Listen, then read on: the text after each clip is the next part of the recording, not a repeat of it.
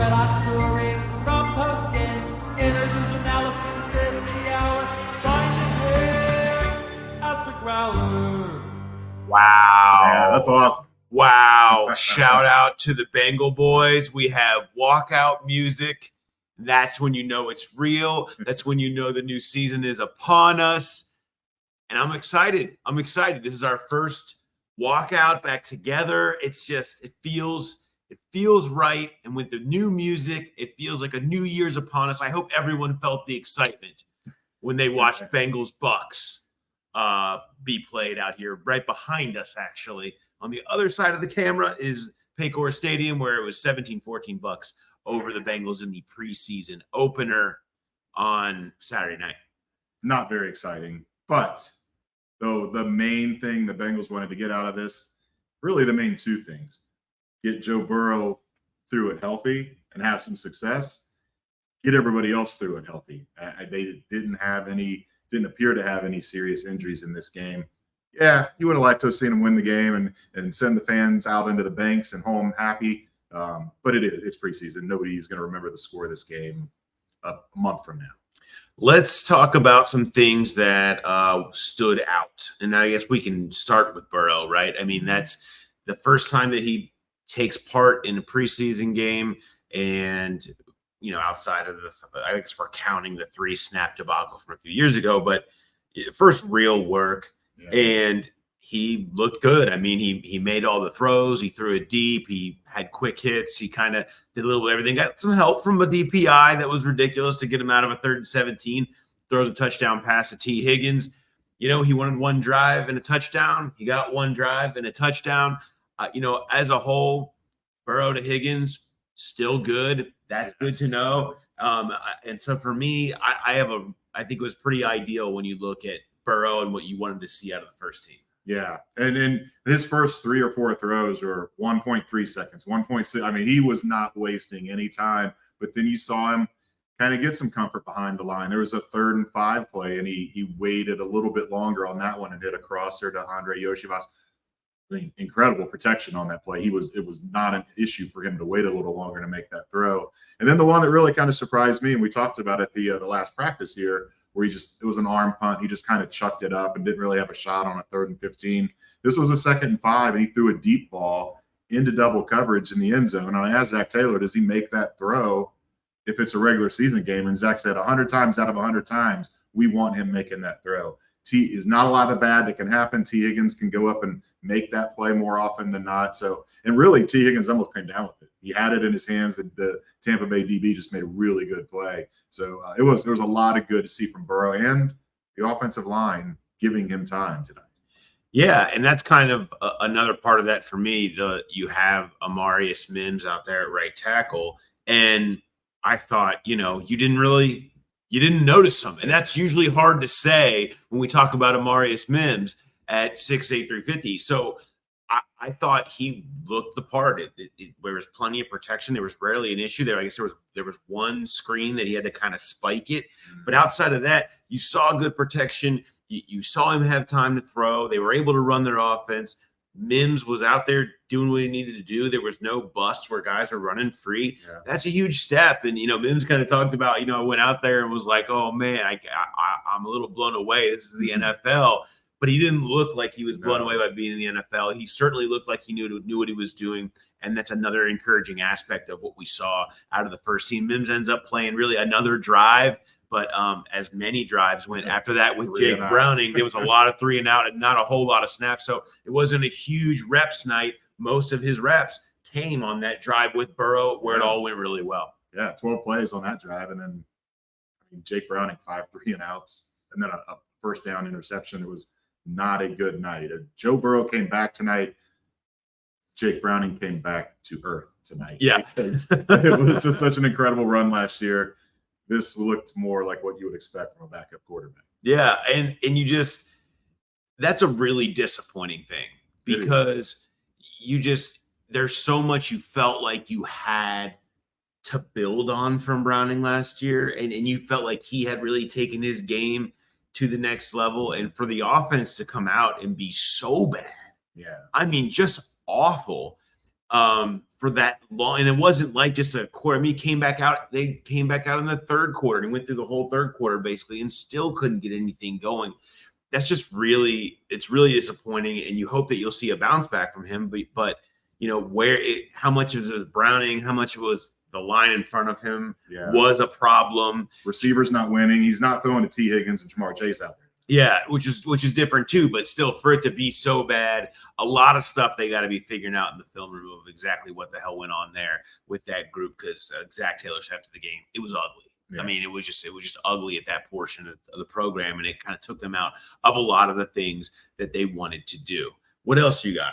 One of the things they wanted to do, I think, was get Jermaine Burton in the game a little bit earlier than they did, and Zach talked about that, where it was just they couldn't get any kind of rhythm, all those 3 and outs. And Burton played 1 snap in the first half. He had 5 snaps by the time the third quarter ends, and you're thinking, what's going on here? Are they not happy with him? Why is he not in? And then all of a sudden he comes in and he leads them in. He gets a 37-yard touchdown. He gets a 38-yard reception. Leads the team with 82 yards. Looked spectacular attacking the ball. That's always kind of been the deal with him. He can catch the ball. He can make the plays. Can he learn the offense? Can he establish the trust? You don't know how much of it was the actual lack of rhythm and how much of it was maybe they're not as comfortable with where he's at right now in his rookie year. And it was the plan to make him wait a little longer. Interesting that it was Shed Jackson, Kwame Lassiter, and Kendrick Pryor that were the game time captains. They got most of the second team reps. Yeah, I don't totally buy we couldn't really find ways to get Burton in. I mean, he was the third string. Yeah. Like him and Hakeem Butler were the third string receivers behind those 3 guys that you mentioned, and obviously the top of the depth chart. And that's fine. I mean, if that's where it is, but that speaks to what you're saying. And now, what did we see though? These were plays where he went out and did what he could do, and individually, it wasn't him necessarily running the offense. He had man-to-man and had to run a go ball and did and toasted them. And that's what you want. Like, they are dying and desperate for more explosives. And man, he brought them 2 contested catches, blowing by the guy on the corner who's going to be selling insurance probably in a couple of weeks. But you would expect that. Now, to me, that should clear the way for, okay, now he's in with that second team, then in against Chicago, and you see whatever he does in the joint practices there, and it becomes a big weekend. And if he can take that step, then you see him in the mix in some capacity when they actually go out there and play the games for real, because he doesn't need, because of what he can do and did tonight, he doesn't need to have a massive playbook where you're having him out there give him a package. Yeah. Give him a package of 10 to 15 plays that you know he's really comfortable with, and he can help you earlier in the season, and then that can gradually expand as you get going, because they have guys now. And so when you're talking about, you've got Yossi Bosch, you've got Charlie Jones is week to week, which they avoided catastrophe there, which is good news. You've got guys that can play. Trenton Irwin had a nice catch tonight. You've got that. Give him a sub package, let him grow it. I think he showed tonight he might be ready for that. Yeah, I agree. And the other thing that kind of going with playing time and coming in late, I think it's been established that the DJ Turner is well ahead of Dax Hill in that battle. And DJ Turner played the first 11 snaps tonight. But I thought Dax Hill looked really good tonight. And he's not going to give up this fight easily. 3 PBUs tonight. His career high was 2. His career total was 11. He gets 3 and 1/2. And again, they're playing. The Bucs didn't play their starters. He nearly had a pick. He did get beat on a pass, but he had pretty good coverage on that pass he got beat on. So I thought that was interesting to see just how they slotted those guys. That started as kind of an even battle in camp. One guy will go with the ones one day, the other guy will go with the ones the next day. It's clear that Turner's pretty much ahead of Dax Hill, but I thought it was a good sign for Dax, because they are going to count on Dax to play. Even if he's not the starting corner out there next to CTB, he's going to be in a lot of these sub packages, and they need that guy to get comfortable and confident and do what he did tonight, make those kind of plays. Yeah, they were bringing him in there in the dime along with Dejon Anthony as sort of their extra DBs. I thought there was one really interesting moment with Dax tonight, and it was kind of spoke to where he's at. And it was the play that he got thrown on, the deep ball that ends up being completed on him on the third down. There was pressure up the middle. Kyle Trask has to kind of throw a softer ball because he just couldn't get enough on it. And it ends up in a great spot and was a nice throw. But Dax was right there. Yeah. Dax is all over the guy, but he just didn't locate the ball, didn't get his head around, and wasn't able to knock it down. He should have been able to do that. He talked about, those little details of understanding and having those instincts to feel when to look back for the ball and to know when you can see whether it's reading the eyes or seeing the hands go up and knowing when to get quickly back around and get that knocked down are the details. This is his words, not mine, between being good and great, and him pointing out that those are the details. It's where he's at right now. Yeah.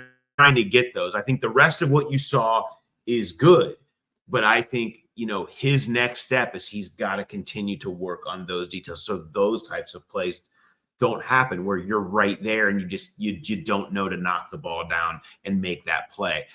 That it's okay for him to be right there right now. I think when you consider he's just moving over to that position, but I think that's a perfect example of the difference between being totally comfortable with Dax Hill starting and being like, he's still got to get himself even more comfortable for us to be happy with him out there starting over a DJ Turner, so to speak. Yeah. I mean, you don't have to turn your head around a lot playing safety. Everything's in front of you. So this is he's played corner before, obviously in college, but at this level, it's still a little bit new for him. You know who would make me really uncomfortable if I saw starting out there, though, in a real game?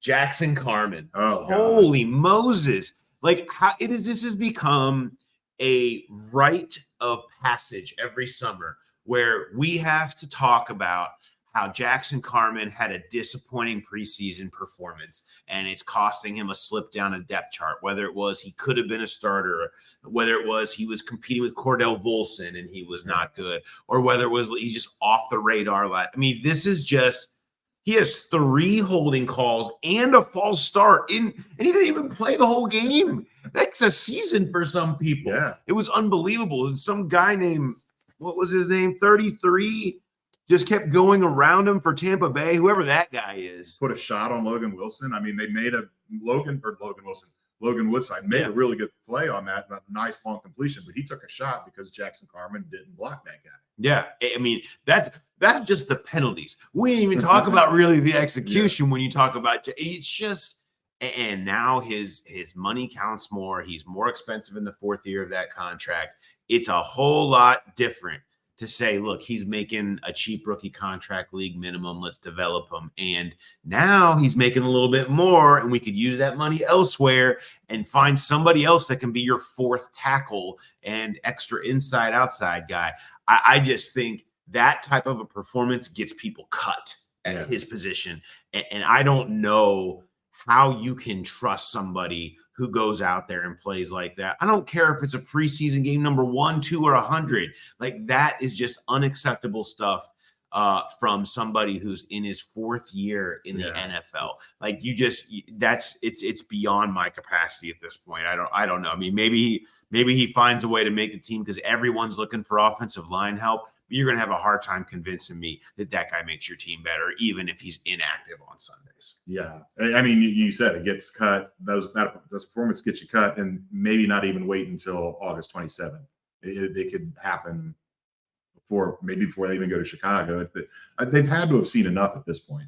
And it's always been the waiting, hoping the light would come on. And at some point, you just have to realize it's probably not going to happen.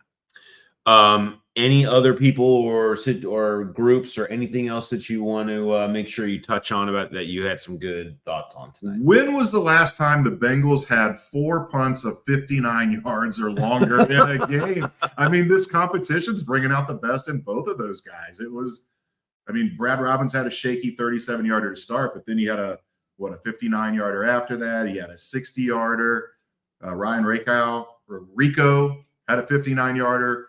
He had a 63-yarder. It was an impressive display, except for Rico's 59-yarder. One of them, it went into the end zone, so it was 39 net. But it's going to be a fun competition to watch if they're going to keep pushing each other like that and out booming each other. Yeah, no, both of them absolutely were crushing the ball. One little thing, the defensive starters played one drive and it was 3 and out. It was pretty nondescript, really. Yeah. 3 and out, easy, not a lot to it.